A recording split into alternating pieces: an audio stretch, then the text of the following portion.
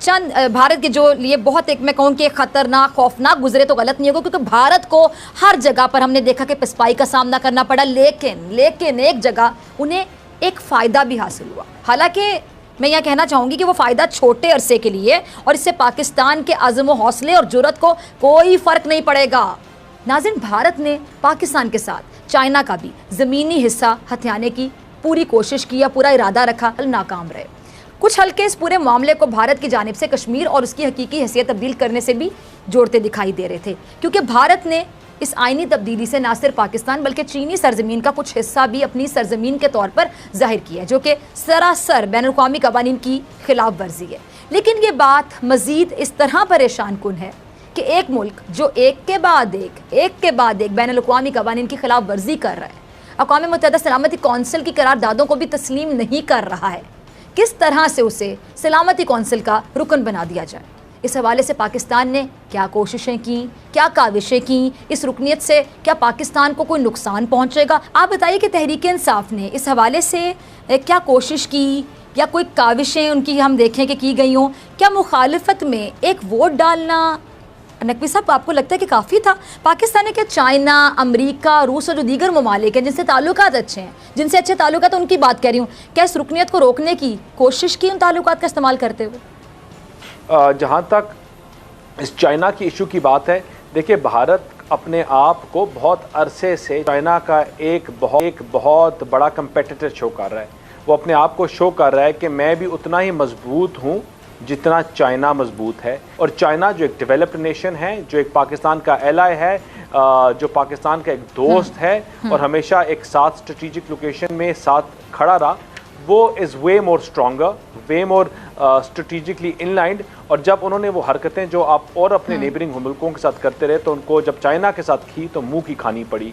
जैसे भारत के इस मामले में हम देखते हैं कि अक़वाम मुत्तहिदा क्यों एक्शन नहीं ले रहा, बल्कि उल्टा एक्शन लेना क्या कि एक काबिज मुल्क जिसने कश्मीर के हवाले से तमाम करारदादों को हवा में उड़ा दिया, कोई अमल नहीं किया, उसका अवाम पर जुल्म और जबर भी जारी है, दुनिया देख रही है, उल्टा भारत को सलामती कौंसिल का रुकन बना देना। मुझे तो ये चीज़ समझ ही नहीं आ रही, ज़रा समझाइए जना साहब, क्या हुआ है? बिस्मिल्लाहिर्रहमानिर्रहीम।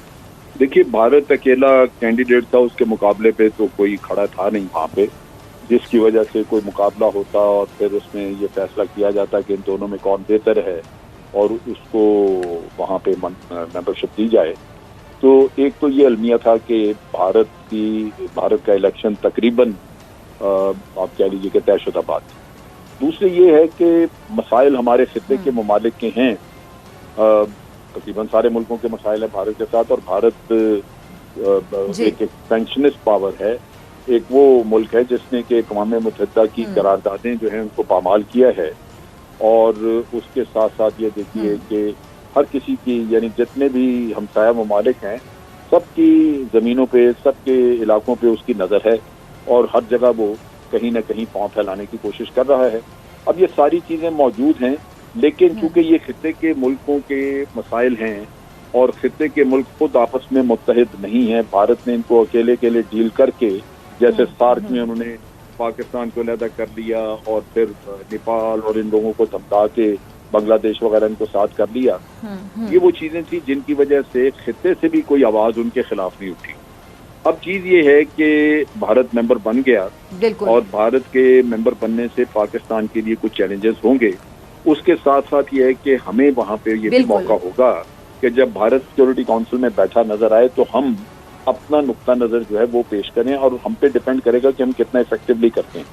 नुक्ता नजर से मुराद ये है कि भारत, अच्छा जना से सॉरी मैं आपकी बात काट रही हूँ, ठीक है, नुक्ता नजर से मुराद भी जरा बताइएगा, साथ हमें चैलेंजेस की जो बात की वो भी बताइएगा, क्या हो सकते हैं, क्या नुकसान भी हो सकता है पाकिस्तान को? जाहिर बात है नरेंद्र मोदी, इनकी पॉलिसीज, RSS की सोच, कौन वाकिफ नहीं है? उसमें हमने भारत का असल चेहरा दिखाना होगा और दुनिया को बार बार ये सवाल करना होगा कि क्या ऐसे मुल्क का वहाँ बैठना मुनासिब है जो इंसानी हकूक का बहुत बड़ा पामाल करने वाला हो, जिसके ऊपर अक़वाम मुत्तहिदा के इंसानी हकूक के अदारे जो हैं वो वहाँ पे कहें कि जनाब यहाँ कश्मीर में फैक्ट फाइंडिंग मिशन जाना चाहिए और भारत उनको इजाज़त ना देता हो। भारत जिसने कि कश्मीर के ऊपर अक़वाम मुत्तहिदा की तमाम करारदादों के खिलाफ काम किया, पामाल किया और यकतरफा यूनिलेटरल एक्शन लेके और यूनियन टेरिटरीज बना दी उन मुतनाज़ा इलाकों को। क्या ऐसे मुल्क को जो अक़वाम मुत्तहिदा की करारदादों की वक़्त न रखता हो उसको मेंबरशिप मिलनी चाहिए यहाँ पे। और फिर वो ऐसा मुल्क जो अपने हमसाया मुल्कों के साथ तहजीब याफ्ता रवैया न रख सकता हो, धौंस और धमकी उन पे जमाता हो और उसके साथ साथ उनके इलाकों पे नजर रखता हो, क्या ऐसे मुल्क को जगह दी जा सकती है, क्या उससे तवक्को की जा सकती है कि वो इंसाफ का साथ देगा। और फिर वो मुल्क जिसने जाबजा दहशत गर्दी फैलाई, वो पहले दहशत गर्दी करवाता रहा श्रीलंका में, फिर उसने और श्रीलंका में तो चलती रही, अभी 25 साल चली। फिर बांग्लादेश जब अलहदा कराया ईस्ट पाकिस्तान, तो बांग्लादेश बनाने में भी उसने ये दहशत गर्दी की जिसका मोतरफ खुद मोदी हुआ। और फिर पाकिस्तान में दहशत गर्दी के तो बेतहाशा सबूत है, इनकी बात कोई करे तब है। तो इन हालात में आपके पास एक मौका होगा कि इसको रोजाना की बुनियाद पे वहाँ पे शर्मसार किया जाए और दुनिया की आंखें खोली जाएं। अब चीज ये है नुकसान हमें क्या हो सकता है जी। भारत ने जब ये सीट संभालनी थी जो कि 1 जनवरी 2021 से होगी, इनके फॉरेन मिनिस्टर ने अभी इलेक्शन से कुछ पहले अपने लॉबिंग करते हुए उन्होंने कहा जी कि हमारी 5 तरजीहात होंगी जब हम अक़वाम मुत्तहिदा में बैठे। और उसमें सबसे पहली तरजीह जो उन्होंने जिक्र की, बाकी तो ऐसे लफाजी, लेकिन जो इम्पोर्टेंट चीज पाकिस्तान के नुक्ता निगाह से, वो सबसे पहली चीज उन्होंने जो बात की, उन्होंने कहा जी टेररिज्म जो है वो हमारी सबसे पहली तरजीह हो। अब टेररिज्म की बात जो वो करते हैं तो उसमें वो टेररिज्म को खत्म करना या अपना जो टेररिज्म करा रहे हैं उसकी बात तो वो लाजमन नहीं करेंगे। वो सिर्फ एक ही नुक्ता उनका सारा एजेंडा एक नुक्ते का होता है और वो ये कि पाकिस्तान हमारे घर में टेररिज्म करवाता है। और ये वो राग उन्होंने इतना अलापा कि टेररिज्म के वहाँ वाकयात नहीं भी होते, हालांकि उलट है जनरल साहब, वो टेररिज्म करवाते हैं हमारे यहाँ।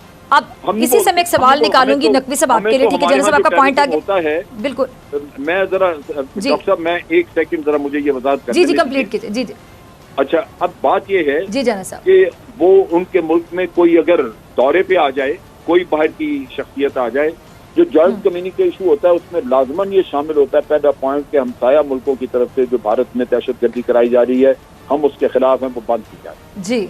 जब भारत से कोई जाता है कहीं बाहर, खुद मोदी जाए, तो वहां से जो कम्युनिटी इशू होता है उसमें लाजमन ये होता है कि जनाब जब भी हमसाया ममालिक जो है उनको एहतियात करनी चाहिए, यहाँ खित्ते में दहशतगर्दी नहीं करानी चाहिए।